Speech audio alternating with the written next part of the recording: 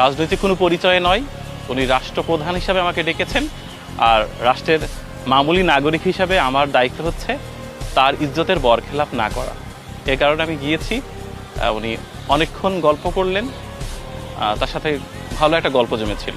উনি বলছিলেন যে আমাকে একটা সাজেশন দেন। আমি বললাম, আমি ক্ষুদ্র মানুষ, আপনি রাষ্ট্রের প্রধান, সৃষ্টিকর্তা আপনাকে রাষ্ট্রের প্রধান বলে কবুল করেছেন, ডেফিনেটলি আপনি সৃষ্টিকর্তার স্পেশাল সিলেকশন।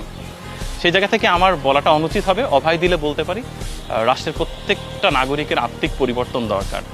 তারা যেন রাষ্ট্রকেও ভালোবাসতে পারে, যেন একটা মানুষ বিপদে পড়লে সবাই সেলফি ছবি না তুলে তার সাহায্যার্থে এগিয়ে যায়। এটি আত্মিক পরিবর্তন। একটা প্রাণীকে যেন মেরে আহত না করে, প্রাণীর প্রতি ভালোবাসা থাকতে হবে।